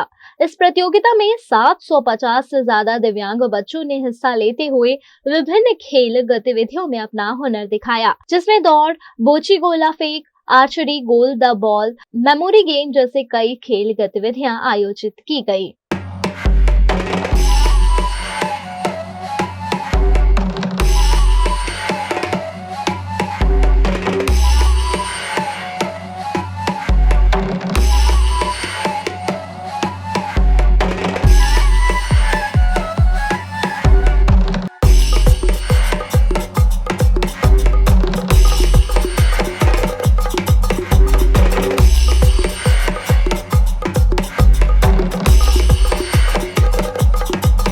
पिछले 31 साल से फ्रेंड सोसाइटी द्वारा all Vadodara special children sports meet Shaurya a feat of courage का आयोजन किया जाता है, जिसका उद्देश्य विकलांग बच्चों को खेल गतिविधियों में प्रमोट करने का है। ये इवेंट जो है उसका नाम है शौर्य। उसमें जो फिजिकली और मेंटली डिसेबल लड़के लड़कियां हैं स्कूलों के, वो लोग पार्टिसिपेट करेंगे और ये खेल का महाकुंभ है। उन लोगों को खेल की स्पोर्ट्स की कंपटीशन ने रखी है। करीब 700 लड़के लड़कियां रजिस्टर हुए हैं। ये फ्रेंड सोसाइटी नाम का एक एनजीओ है, उसके तहत ये स्पोर्ट्स मीट हो रही है। एवरी ईयर हो रहा है, हर साल। करीब 30 साल से ये इवेंट हो रहा है। बहुत लोगों ने उसमें पार्टिसिपेट किया है अब तक और बहुत लोगों को हमने एनकरेज किया है। अपने समाज के नॉर्मल जो लाइफ है वो धारा में उनको लाने के लिए ये सब कर रहे हैं। 1969 में हम लोगों ने हमारा पहले शौर्य करा था और ये इवेंट हमारी फ्रेंड सोसाइटी जो फतेहगंज में है उसके थ्रू ऑर्गेनाइज किया जाता है। फ्रेंड सोसाइटी एक वॉलंटरी यूथ ऑर्गेनाइजेशन है जो मोस्टली हम स्टूडेंट्स ही चलाते हैं और हमारे पीओटी मेंबर्स हमारी हेल्प करते हैं। जो हमारा स्पोर्ट्स इवेंट है शौर्य, ये physically abled and mentally challenge बच्चों के लिए है। इसके अंदर अराउंड 30 स्कूल से इस बार 30 स्कूल्स आए हैं, जिसमें हमारे पास 750 से ज़्यादा बच्चों का रजिस्ट्रेशन आया है। उसके अलावा हमारे पास ऑन डे रजिस्ट्रेशंस भी बहुत सारे आते हैं। हमारे पास इस बार 8 गेम्स हैं, उसमें हमारे पास 50 मीटर रेस है, 100 मीटर रेस है, बोची है, शॉटपुट है, आर्चरी है, मेमोरी गेम है और कैरम है। उसके अलावा हम लोग हमारे जो आज के चीफ गेस्ट हैं मयंक त्रिवेदी हैं एंड हमारे जो गेस्ट ऑफ ऑनर हैं श्री बिरजू पटेल हैं। तो हम लोग कोशिश ये करते हैं कि जो हमारे पार्टिसिपेंट्स हैं उनको हम ये एक स्टेज प्रोवाइड कर सकें, सो उनकी जो हिम्मत है वो बढ़े कि हाँ हम भी कुछ कर सकते हैं, वो पीछे ना रहें। हम लोग जो ये हमारा शौर्य है, ये हमारा 29 शौर्य है। इससे पहले भी हम लोग 1989 से शौर्य करते हुए आ रहे हैं एंड हमारा ये एक सबसे बहुत सक्सेसफुल इवेंट रहा है। ये हम लोग सिटी लेवल पे करते हैं, जिसमें हमारे पास मोर देन 30 स्कूल्स पार्टिसिपेट करते हैं। हमारे पास मोर देन 700 पार्टिसिपेंट्स रहते हैं, जिनको हम पूरी की पूरी कोशिश करते हैं। गुजरात के वडोदरा के तांदलजा के निवासियों ने सुचारू जल आपूर्ति का अभाव होने पर कॉर्पोरेशन कार्यालय में शिकायत दर्ज की है। तांदलजा के आतिफ नगर में करीब 105 घर हैं। वहीं रहमत नगर में 100 और खुशबू नगर में 185 घर हैं। लेकिन यहाँ सुचारू जल आपूर्ति नहीं होने से लोग बुनियादी सुविधाओं के अभाव से जूझ रहे हैं। यह लोग पानी का कनेक्शन नहीं होने के बावजूद टैक्स भर रहे हैं, लेकिन कॉर्पोरेशन उन्हें सुचारू जल आपूर्ति तक नहीं कर पाती है। इस मामले स्थानीय निवासियों ने सामाजिक कार्यकर्ता वसीम शेख की अगुवाई में म्युनिसिपल कमिश्नर को आवेदन देकर पानी की मांग की है। અમે પાણીની રજૂઆત લઈને આવ્યા છે વડોદરા મ્યુનિસિપલ કોર્પોરેશનના કમિશનર ઓફિસમાં। અમારું પાણીની લાઈન નથી, છતાં અમારા વેરા આવે છે, એ પણ 4-4, 5-5 હજાર રૂપિયા આવે છે અને અમે પાણી બધું લાવીએ છીએ વેચાતું, તોય અમને કહે છે કે તમે વેરા ભરો। કેટલા વર્ષોથી અમે રજૂઆત કરી છે, પૈસા ભરવાના કીધા, અમે કીધું કે અમે ભરી આપીશું, તોય અમારી કોઈ સુવિધા થઈ નથી। અમારા રસ્તા બસ્તા બધું જ એવું છે, પણ અમે એમ કહીએ છીએ કે ખાલી પીવાનું પાણી, એ તો બધાની જરૂરિયાત હોય, એટલે પીવાનું પાણી અમને સાહેબ કરી આપે, બસ એટલી માંગણી છે। गुजरात के वडोदरा में विमाली में पैर फिसल जाने से 12 साल का बच्चा कैनाल में लापता हो गया है। वडोदरा के विमाली में बीती शाम 12 साल का एक बच्चा कैनाल में डूब गया होने की खबर सामने आई थी, जिसके बाद दमकल विभाग ने उसे ढूंढ निकालने की कवायद शुरू की थी। अंधेरा होने तक बच्चे की कोई खबर नहीं मिली थी। आज सुबह फिर एक बार दमकल विभाग की टीम ने कैनाल में डूबे नाबालिग को ढूंढने की कवायद शुरू की है।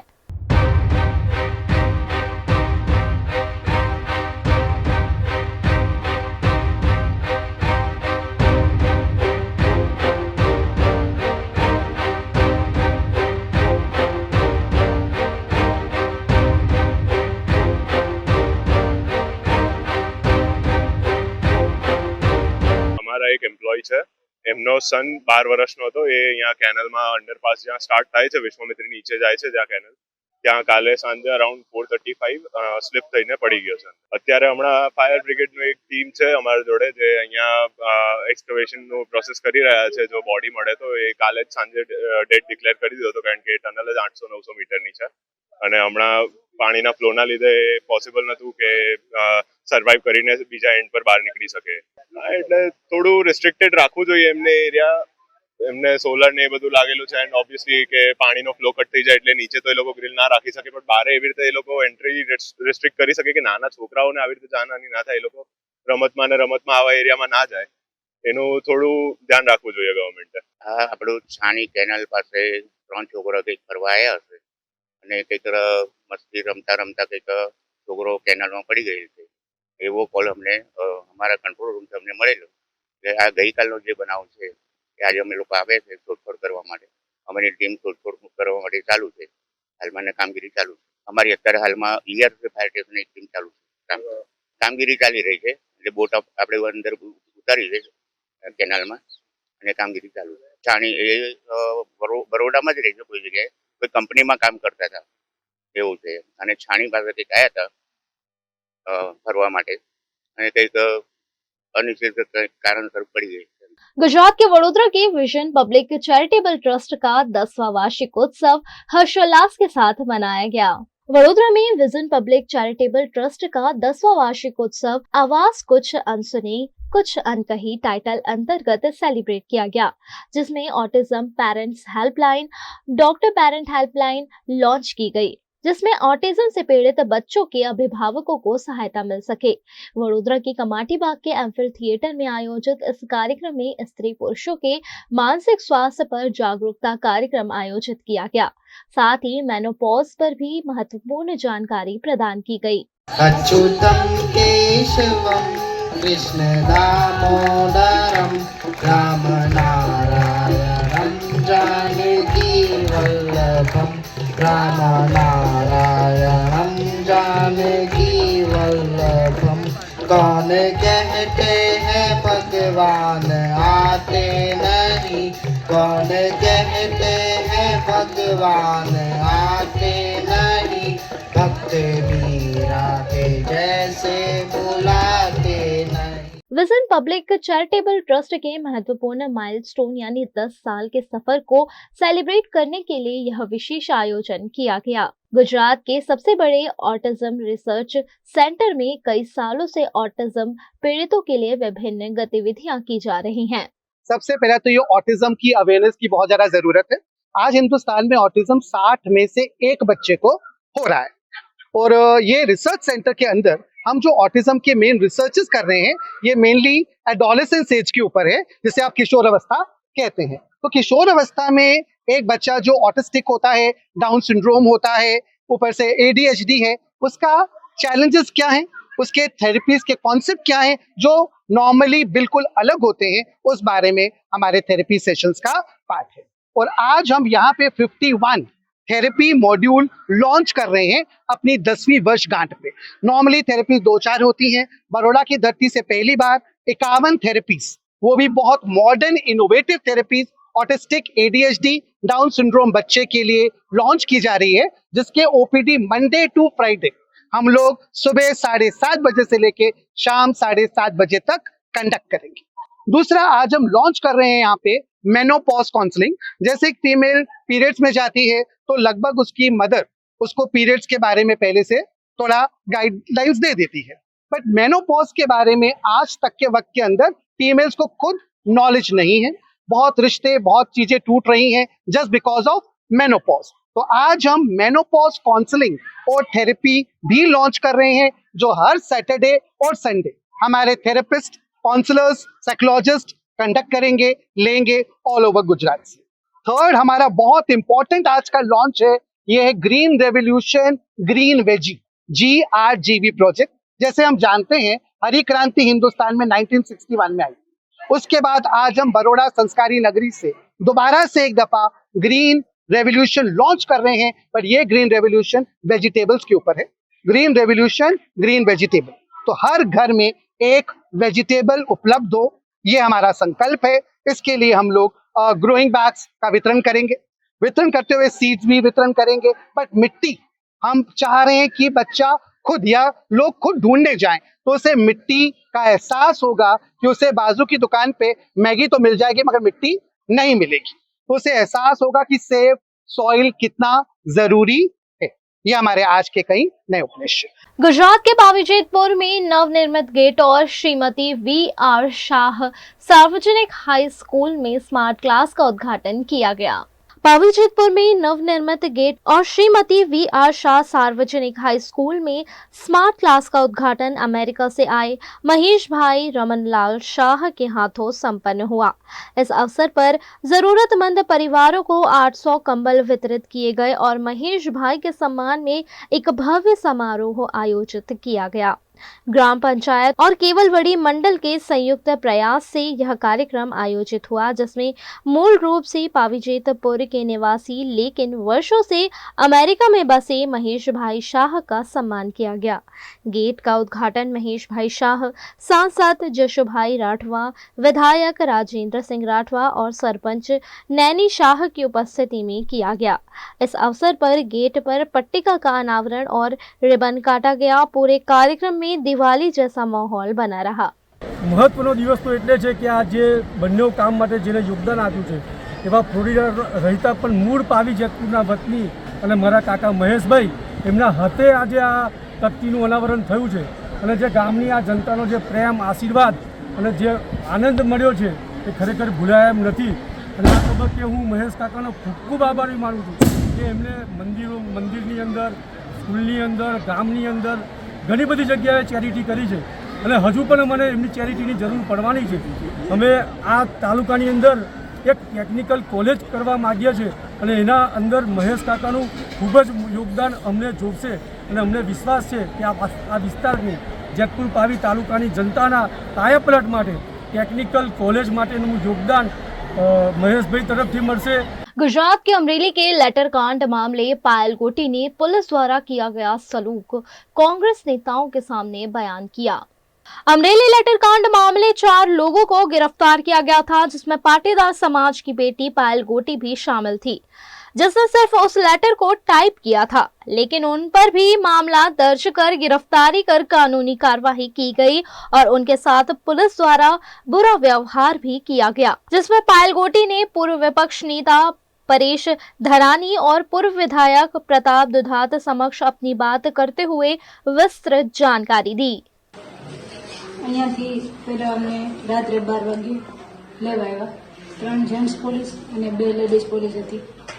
જગાડીને એવું કીધું કે તમારે પોલીસ સ્ટેશન આવવાનું છે। એટલે અમને થોડીક વાર બીક લાગી કે હું હશે ને હું નહીં। તો મને એવું પૂછ્યું કે તારો મોબાઈલ ક્યાં છે? તો હું અંદરથી લઈ આવી અને મોબાઈલ આપી દીધો। પછી પપ્પા મારી જોડે જ હતા, અમને અહીંયાથી લઈ ગયા ડાયરેક્ટ પોલીસ સ્ટેશન। પછી ન્યાય એક સરે મારું નિવેદન લીધું, પપ્પાને હારે ન આવતું। પછી નિવેદન લીધા પછી એવું કીધું કે તમે અહીંયા બેસો, હજુ એક નિવેદન લેવાનું છે સવારે, પછી તમને છોડી દઈશું એમ। તો આખી રાત અમે બેઠા, પપ્પા મારી રાહે બેઠા। બીજા દિવસે 5 વાગ્યા સુધી નિવેદન લીધા, બધું લીધું। પછી 5 વાગે મેં રિક્વેસ્ટ કરી કે મને એકવાર મારા પપ્પાને વાત કરવા દો।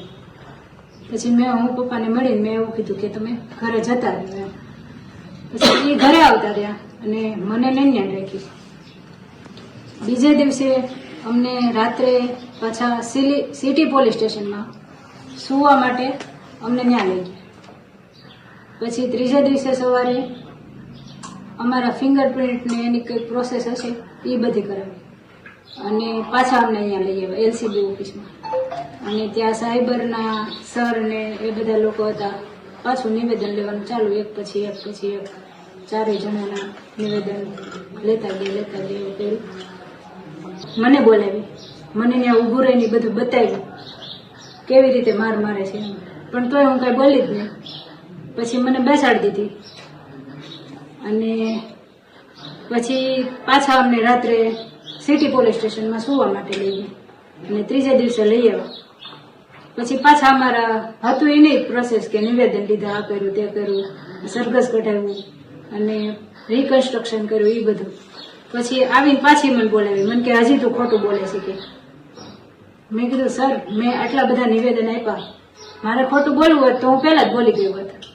તો પછી મને બેહાડી નીચે અને પગ લાંબા કરાવીને પગના તળિયામાં પેલો બેલ્ટ આવે ને એનાથી હા, પટ્ટેથી માર્યો.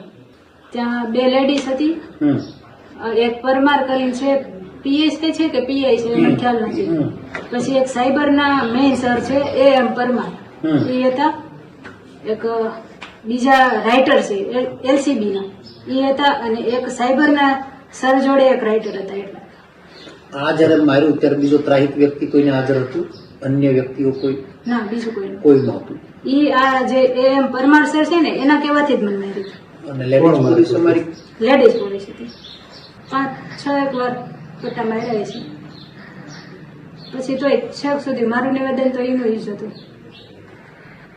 અને પછી અમને એવું કીધું કે જજ સાહેબના બંગલે લઈ ગયા અને ત્યાં કંઈક પ્રોસેસ કરવાની હતી, પછી પાછા લઈ ગયા.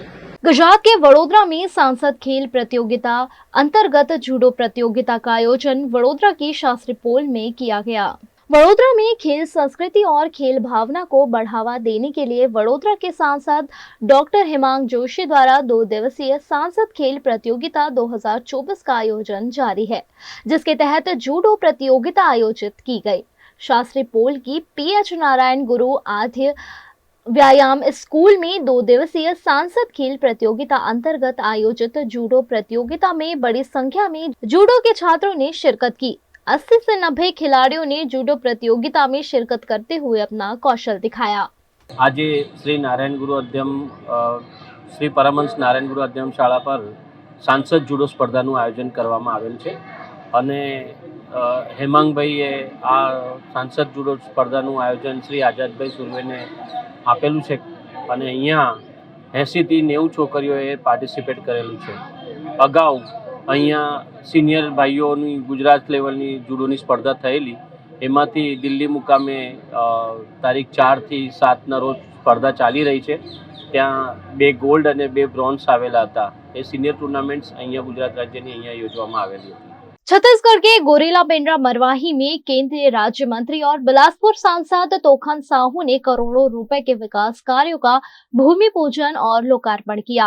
जिला गोरेला पेंड्रा मरवाही के पेंड्रा नगर पालिका परिषद क्षेत्र में केंद्रीय राज्य मंत्री और बिलासपुर सांसद तोखन साहू ने अपने 1 दिवसीय दौरे के दौरान करोड़ों रुपए के स्वीकृत विकास कार्यों का भूमि पूजन और लोकार्पण किया। इस अवसर पर उन्होंने विकास कार्यों की गुणवत्ता पर विशेष जोर देते हुए कहा कि यह जनता की संपत्ति है और इसका सही उपयोग होना चाहिए। इस दौरे के दौरान साहू समाज की वर्षों पुरानी मांग को पूरा करने की घोषणा भी की गई। कि साहू समाज का एक बहुत पुरानी मांग, दशकों पुरानी मांग, जो भक्त माता हमारी आराध्य देवी है उसके नाम से डाक टिकट जारी होना चाहिए, ये हम लोग मांग करते रहे हैं।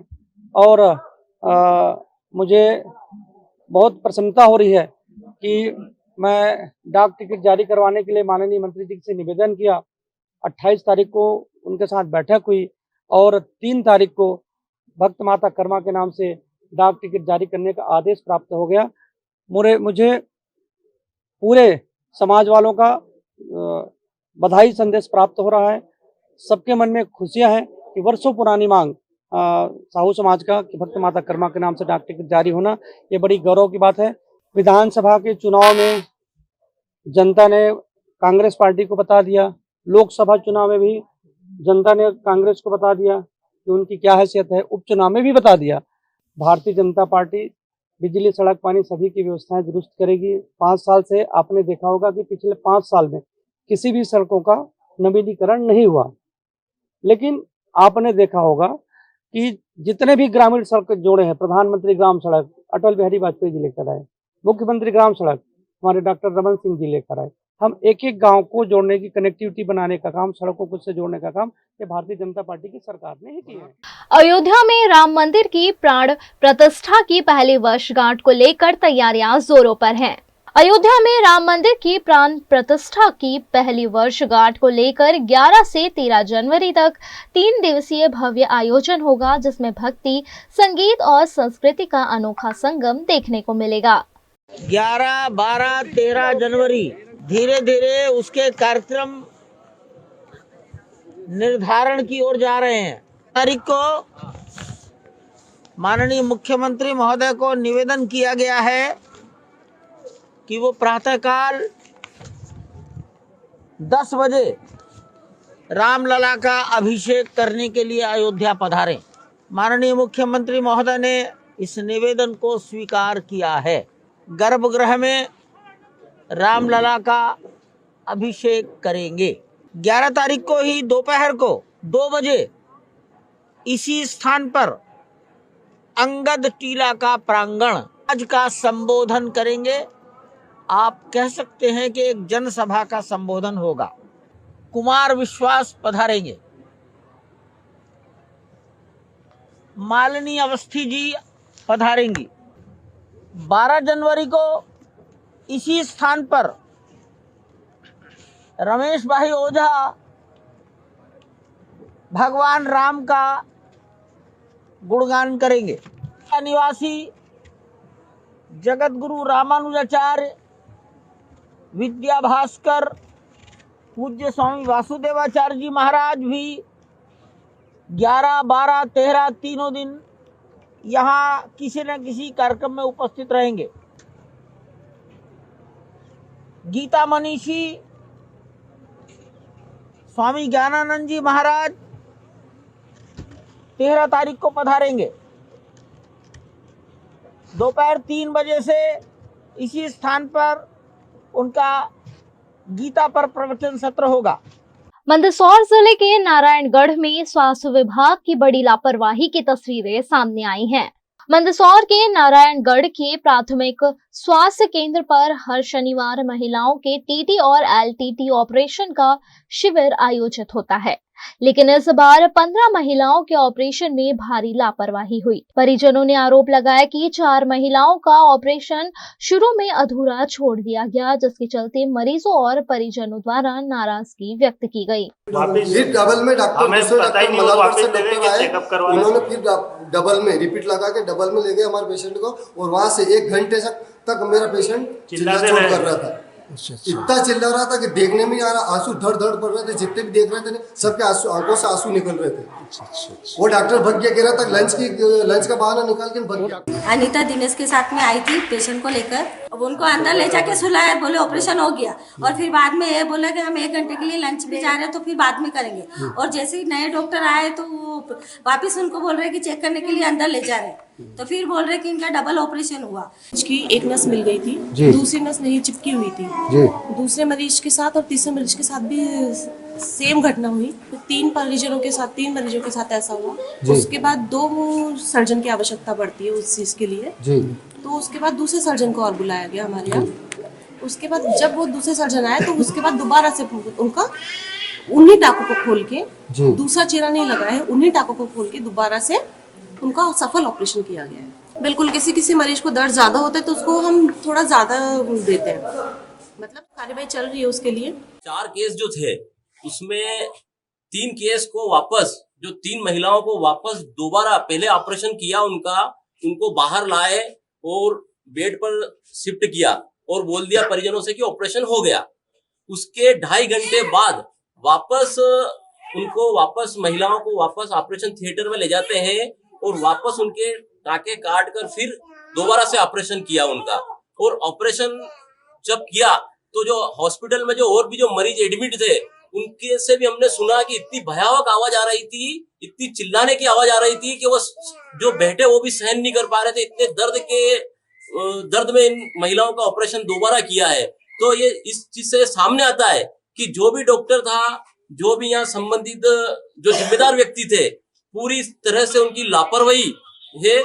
और इतनी बड़ी लापरवाही कि ये तो ईश्वर का एक शुक्र है कि कोई अनहोनी नहीं हुई, नहीं तो उनकी लापरवाही के कारण आज इन महिलाओं की जान जा सकती थी। गुजरात के स्वास्थ्य मंत्री ऋषिकेश पटेल ने पारुल यूनिवर्सिटी में national health care skill conclave का उद्घाटन किया। वडोदरा की पारुल यूनिवर्सिटी के फैकल्टी ऑफ मेडिसिन में one nation one response pre hospital care and life saving skill theme अंतर्गत national health care skill conclave and emergency medicine Gujarat 2025 का सफल आयोजन किया गया, जिसका उद्घाटन गुजरात के स्वास्थ्य मंत्री ऋषिकेश पटेल के हाथों किया गया। इस मौके पर राष्ट्रीय स्तर के 50 से ज्यादा विशेषज्ञ समेत के 2000 से ज्यादा सहभागी उपस्थित रहे और इन सभी ने स्वास्थ्य सेवा प्रशिक्षण और कौशल विकास को प्रोत्साहन देने के उद्देश्य से वर्कशॉप, नॉलेज शेयरिंग सेशन और प्रतियोगिताओं का आयोजन किया। इस मौके पर स्वास्थ्य मंत्री ऋषिकेश पटेल ने बुनियादी स्तर पर फ्री हॉस्पिटल केयर और जीवन रक्षक कौशल बढ़ाने पर जोर दिया। अपने संबोधन के दौरान ऋषिकेश पटेल ने आधुनिक प्रज्ञा एम्बुलेंस सिमुलेशन यूनिट का भी उद्घाटन किया, जिससे हॉस्पिटल केयर और इमरजेंसी रिस्पांस सिस्टम को बल मिलेगा। इस मौके पर विजन कलेक्शन और आई हेल्थ सर्विसेज के लिए आधुनिक सुविधा से सुसज्ज Parul vision and care centre का उद्घाटन भी स्वास्थ्य मंत्री के हाथों किया गया। स्वास्थ्य मंत्री ने पारोल यूनिवर्सिटी के आधुनिक अस्पताल पारोल सेवा आश्रम का भी दौरा किया और 800 बेड से सज्ज इस अस्पताल में स्वास्थ्य सुविधाओं का जायजा लिया। इस मौके पर उनके साथ पारोल यूनिवर्सिटी की ओर से डॉक्टर देवांशु पटेल, डॉक्टर गीतिका पटेल समेत के पदाधिकारी और प्रोफेसर मौजूद रहे। गुजरात के भावनगर के पालीताड़ा में नाबालिग के साथ सामूहिक दुष्कर्म का मामला सामने आया है। पालीताड़ा दुष्कर्म मामले में पुलिस ने एक आरोपी को गिरफ्तार कर लिया है और अन्य 2 आरोपी की तलाश जारी है। 12 वर्षीय मासूम के साथ 3 लोगों ने सामूहिक दुष्कर्म की वारदात को अंजाम दिया है। पीड़ित की शिकायत के आधार पर पुलिस ने जयपाल सिंधी सहित 3 लोगों के खिलाफ मामला दर्ज किया है। एक आरोपी को गिरफ्तार कर लिया गया है और अन्य 2 आरोपियों को पकड़ने के लिए पुलिस टीमें लगाई गई हैं, जिसकी जानकारी डीवाईएसपी मिहिर द्वारा दी गई। पालीताणा वणकरवासમાં રહેતા ભોગબના દીકરી છે એમના માતા દ્વારા ગતરોજ પાલીતાણાની અંદર પાલીતાણા પોલીસ સ્ટેશનમાં બીએનએસ ની કલમ, પોક્સો તેમજ એટ્રોસિટી એક્ટ મુજબની વિવિધ કલમો મુજબની જે ફરિયાદ છે દાખલ કરવામાં આવેલ છે। સદરુ બનાવની વિગત જોઈએ તો સદરુ કામનો આરોપી જયપાલ સંધી જે માર્કેટિંગ યાર્ડ પાલીતાણા ખાતે શાકભાજીની છૂટક મજૂરી સાથે સંકળાયેલ છે, તેમની તથા ભોગ બનનાર દીકરીની છેલ્લા 4-5 મહિનાથી અલગ અલગ જગ્યાએ જે મજૂરી કામ માટે જતા, જેથી કરીને તેમની ઓળખાણ હતી। સદર ઓળખાણનો ફાયદો લઈ ગત 15/11/2024ના રોજ આરોપી દીકરીનો જેટી ગામેથી પીછો કરતો હતો અને ત્યારબાદ એને કીધું કે હું તમને ઘરે મૂકી જાઉં એમ કરી અને બાઇક પર બેસાડી અને પાલીતાણાથી ભાવનગર રોડ ઉપર જતા મલડી માતાના મંદિરની નજીકમાં આવેલ જગ્યા ઉપર તેની સાથે શારીરિક સંબંધ બાંધેલો હતો અને ત્યારબાદ 4 થી 5 વખત અલગ અલગ જગ્યાએ સંબંધ બાંધેલ હતા। સદર બનાવની ગંભીરતાને ધ્યાને લઈ અને પાલીતાણામાં ગુનો દાખલ કરી આગળની તપાસ હાથ ધરવામાં આવેલ છે। आरोपी से हस्तगत करी और हाल अटक करने प्रक्रिया से चालू है। गुजरात के मुख्यमंत्री भूपेंद्र पटेल ने भावनगर शहर में विभिन्न महत्वपूर्ण कार्यक्रमों में शिरकत की। मुख्यमंत्री पटेल अपने दौरे के दौरान कई समारोहों में उपस्थित रहे और विभिन्न क्षेत्रों में हो रहे विकास कार्यों का जायजा लिया। मुख्यमंत्री ने सबसे पहले भावनगर शहर स्थित विश्वविद्यालय के होटल ऑडिटोरियम हॉल में आयोजित कार्डिया राजपूत समाज के अभिनंदन समारोह में भाग लिया। इस समारोह में उन्होंने समाज के लोगों से मुलाकात की और समाज के योगदान की सराहना की। इसके बाद मुख्यमंत्री ने भावनगर शहर के नए गुरुद्वारे में आकर आशीर्वाद लिया और वहां के धार्मिक कार्यक्रमों में भाग लिया। मुख्यमंत्री ने भावनगर शहर के जवाहर मैदान में आयोजित ट्रेड एंड इंडस्ट्रियल एक्सपोर्ट का भी निरीक्षण किया। इस कार्यक्रम में विभिन्न उद्योगों और व्यापारियों ने अपने उद्योगों का प्रदर्शन किया। कार्यक्रम के अंत में मुख्यमंत्री भूपेंद्र भाई पटेल और गृह मंत्री हर्ष संघवी ने बास्केटबॉल मैच में भी हिस्सा लिया, जिससे खिलाड़ियों में नई ऊर्जा का संचार हुआ। પોતાનું કૌશલ્ય દર્શાવવાના છે। રમત ગમત ક્ષેત્રે વડાપ્રધાનશ્રીના આગવા વિઝનનો લાભ ગુજરાતને તો 2.5 દાયકાથી મળતો રહ્યો છે। ગુજરાતમાં આજે જે સ્કેલ ઉપર સ્પોર્ટ્સ કલ્ચર ખીલ્યું છે તે આદરણીય વડાપ્રધાન શ્રી નરેન્દ્રભાઈ મોદીના વિઝનનું જ પરિણામ છે। એ જ વિઝનને કારણે દેશની સૌથી મોટી બાસ્કેટબોલ ચેમ્પિયનશિપ ટુર્નામેન્ટ ભાવનગરમાં શરૂ થઈ રહી છે। 74મી સિનિયર નેશનલ બાસ્કેટબોલ ચેમ્પિયનશિપ ફરીથી 5 વર્ષ બાદ એ જ 5 થી 12 જાન્યુઆરી દરમિયાન ભાવનગરના આંગણે યોજાઈ રહી છે। તે રમત પ્રેમીઓમાં ઉત્સાહવર્ધક સાબિત થવાની છે। गुजरात के वडोदरा में साइबर फ्रॉड सिक्योरिटी के लिए एमएस यूनिवर्सिटी और पुलिस विभाग के बीच एमओयू किया गया है। साइबर फ्रॉड के मामले दिन ब दिन बढ़ते जा रहे हैं। साइबर फ्रॉड पर अवेयरनेस के लिए वडोदरा के पुलिस विभाग और एमएस यूनिवर्सिटी के बीच एमओयू किया गया है। एमएस के 55,000 से ज्यादा छात्रों को साइबर फ्रॉड से बचाने के लिए एमओयू साइन किया गया है, जिसके तहत साइबर फ्रॉड पर अवेयरनेस फैलाई जाएगी। आज मुझे आपको ये बताते हुए हर्ष का अनुभव हो रहा है कि महाराजा सयाजीराव यूनिवर्सिटी ऑफ बड़ौदा और बड़ौदा पुलिस का एक साथ एक एमओयू साइन हो रहा है, जो कि साइबर सिक्योरिटी की दिशा में एक महत्वपूर्ण कदम है। इस एमओयू का जो उद्देश्य है कि एमएस यूनिवर्सिटी में 55,000 विद्यार्थी अध्ययनरत हैं और बहुत सारे साइबर क्राइम्स आप देखते हैं हर रोज़ होते हैं। तो हमारा ये जो टेक्नोलॉजी फैकल्टी के खास करके कंप्यूटर इंजीनियरिंग के विद्यार्थी हैं, आईटी के विद्यार्थी हैं, इलेक्ट्रॉनिक्स के विद्यार्थी हैं, इन विद्यार्थियों को किस प्रकार से हम लोग साइबर एक्सपर्ट्स बना सकें, उस दिशा में एक ये पहल है। निश्चित रूप से बड़ौदा पुलिस के सौजन्य से इस कार्यक्रम का आयोजन किया जा रहा है। आने वाले समय में ये हमारे जो विद्यार्थी हैं, ये जैसे आपने कोरोना वॉरियर्स सुना था, इसी तरह से ये साइबर वॉरियर्स होंगे। जितना साइबर क्राइम है उसको रोकने में काफ़ी ज़्यादा मददगार होंगे। ये तो आपको मालूम है, जब भी साइंस और टेक्नोलॉजी आगे बढ़ती है तो आगे बढ़ने के साथ साथ उसके कुछ परिणाम और कुछ दुष्परिणाम होते हैं। तो ये साइबर क्राइम उसी दुष्परिणाम का एक हिस्सा है। इसको लेकिन किसी भी प्रकार से भारत सरकार, गुजरात राज्य सरकार रोकने के संपूर्ण कदम उठा रही है। और आने वाले समय में आप देखेंगे कि एमएस यूनिवर्सिटी का भी साइबर क्राइम प्रिवेंशन में एक महत्वपूर्ण योगदान रहेगा। ऐसी मेरी शुभकामनाएं। धन्यवाद। विद्यार्थियों के लिए बहुत ही लाभदायक है, क्योंकि जैसा आप देखिए कि ईमेल्स हैक हो जाते हैं, आपके व्हाट्सएप हैक हो जाते हैं, बहुत सारी चीज़ें। इसका जो मुख्य कारण होता है वो है अवेयरनेस। विद्यार्थियों में इसकी जानकारी ही नहीं होती, कैसे है, क्या सिक्योरिटी फीचर्स हैं आपके मोबाइल में, आप वो यूज़ ही नहीं करते। तो मुझे लगता है ऐसे कार्यक्रमों के माध्यम से हमारे जो साइबर एक्सपर्ट्स हैं वो सारे सिक्योरिटी फीचर्स के बारे में बताएंगे, जिससे विद्यार्थी खुद किस प्रकार से ऐसे क्राइम्स से बचें, ऐसे फ्रॉड से बचें, जो भी इस समय हो रहे हैं उनसे बचने की आवश्यकता है। उसके लिए जो मुख्य रूप से आज के इस वर्कशॉप का, एमओयू साइनिंग का आज का जो पर्पस है वो है अवेयरनेस, कि हम सभी लोगों को संपूर्ण जानकारी पहुंचाएं। धन्यवाद। આજે સાયબર યુગમાં આર્થિક વિકાસમાં સાયબર ઇન્ફ્રાસ્ટ્રક્ચરનું એક મહત્ત્વની ભૂમિકા છે। સાથે સાથે ક્રાઇમ કરતા કેટલાક ક્રિમિનલ એન્ટી સોશિયલ એલિમેન્ટ્સ પણ over a period of time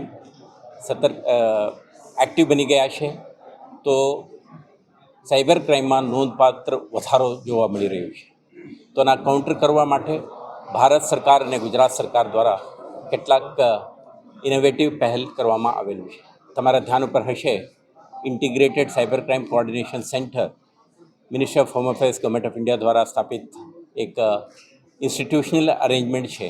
તેના અંતર્ગત કેટલાક પ્રકારના પોલીસ અને સાયબર ક્રાઇમ સાથે સંકળાયેલા તમામ એજન્સીઓને એક કોમન પ્લેટફોર્મ ઉપર લાવવાનો પ્રયાસ પણ થયો છે।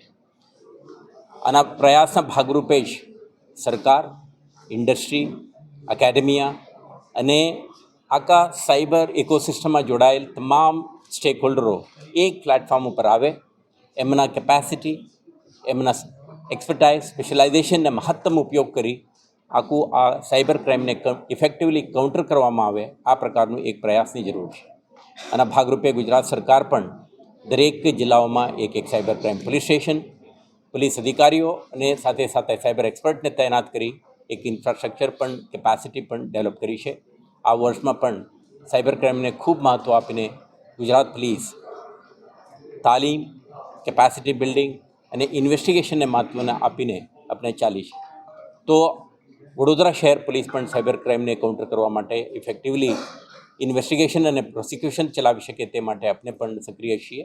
આના ભાગરૂપે આજે એમએસ યુનિવર્સિટીના જે ફેકલ્ટી ઓફ એન્જિનિયરિંગ, એમને પાસે કમ્પ્યુટર સાયન્સના graduate, post graduate, BCA MCA करता विद्यार्थियों ने एमना फैकल्टी है। वीएनएम टीवी की खबरें अब आप यूट्यूब, फेसबुक, इंस्टाग्राम के अलावा ओटीटी प्लेटफॉर्म पर भी लाइव देख सकते हैं। डेली हंट, जियो टीवी, वोडाफोन टीवी और जियो फाइबर पर 498 नंबर के चैनल पर हम आपके लिए 24 घंटे उपलब्ध हैं। तो देखते रहें वीएनएम टीवी। नमस्कार।